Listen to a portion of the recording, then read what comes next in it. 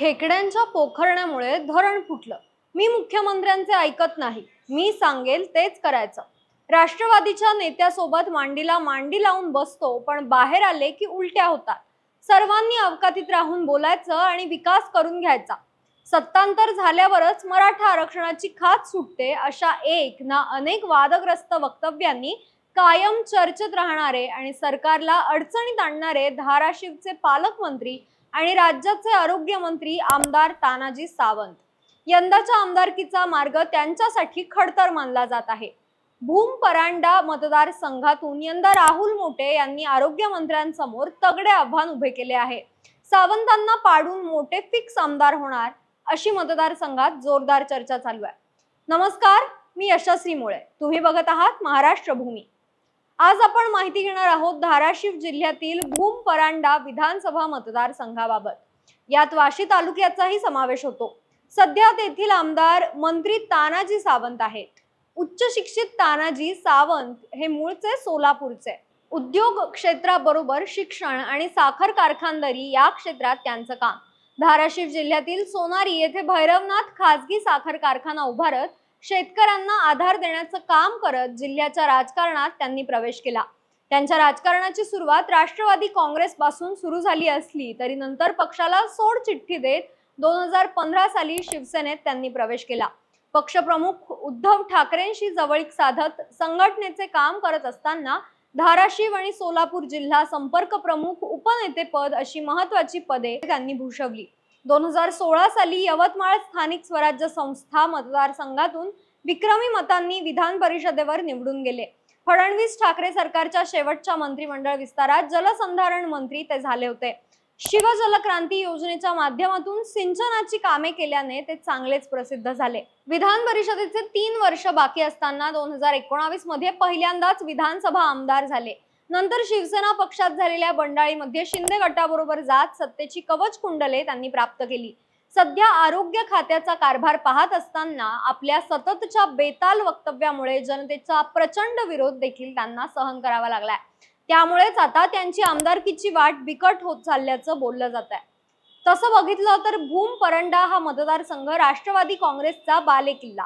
2004, 2009 आणि 2014 अशी सलग 15 वर्षे राहुल मोटे यांनी मतदारसंघावर वर्चस्व गाजवलं. तरी देखील मतदारांवर विकास कामांच्या माध्यमातून हवी तशी छाप न सोडू शकल्यामुळे 2019च्या विधानसभा निवडणुकीत त्यांच्यावर पराभवाची नामुष्की ओढवली.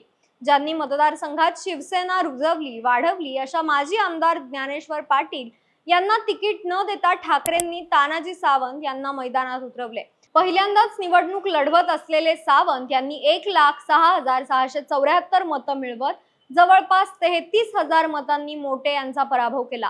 याच निवडणुकीत वंचित बहुजन आघाडीच्या सूर्यकांत कांबळे यांनी तब्बल 27,939 मतं खाल्ली.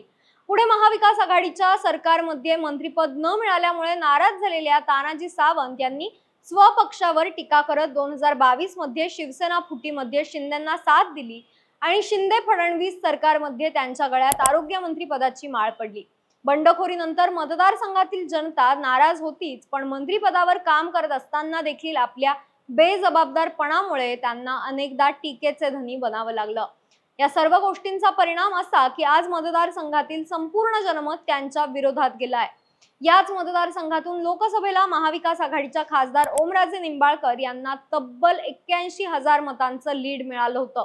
तानाजी सावंत यांच्या मराठा आरक्षण विरोधी वक्तव्यामुळे मराठा मतदार त्यांच्यापासून दूर गेलाय. त्यामुळे यंदाची विधानसभा निवडणूक सावंतांसाठी जड जाईल असं मानलं जात आहे.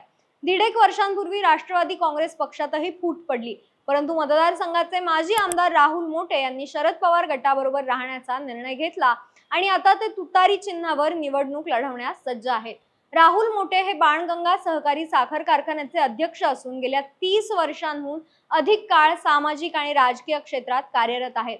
2004 साली राष्ट्रवादी काँग्रेस पक्षाकडून त्यांनी पहिल्यांदा निवडणूक लढवली आणि 56,225 एवढं मताधिक्य घेत आपल्या विरोधातील बाळासाहेब पाटील यांचा 11,491 मतांनी पराभव केला आणि आपल्या आमदारकीची मुहूर्तमेढ रोवली. ती 2019 पर्यंत आज तेच या मतदारसंघातून राष्ट्रवादी काँग्रेस शरदचंद्र पवार पक्षाकडून जोरदार तयारी करतायत. ते स्वतः मतदारसंघ पिंजून काढत आहेत. मतदारांच्या भेटी आणि बैठकांचे सत्र सातत्याने चालू आहे. त्यांच्या संवाद दौऱ्याला प्रचंड प्रतिसाद मिळत असून राहुल भैया फिरसे म्हणून मतदारांनीही आपला कौल स्पष्ट केलाय. ज्यांना ज्या भाषेत कळतं त्याच भाषेत मी उत्तर देतो. सावंत हा वाचाळवीर आहे. त्यांनी केलेला अँब्युलन्सचा 6,000 कोटीचा घोटाळा, आरोग्य खात्याचा 2,000 कोटीचा घोटाळा आपण बाहेर काढणार आहोत आणि खेकड्यांचं आणि हाफकिनचं हे बाहेरचं पार्सल बाहेरच पाठवणार आहोत, हे राहुल मोठे यांनी यापूर्वी जाहीर केलंय. तसंच विधानसभा निवडणुकीत सावंतांना 1,00,000 मतांच्या फरकाने पराभूत करू असाही ठाम निर्धार त्यांनी केला असल्याचं सांगितलं जात आहे.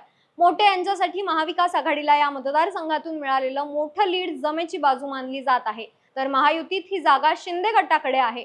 तानाजी सावंत यांना उमेदवारी मिळेल असे वाटत असले तरी पक्षातीलच राहुल घुले हे तयारी करत असल्याचे संकेत मिळत आहेत.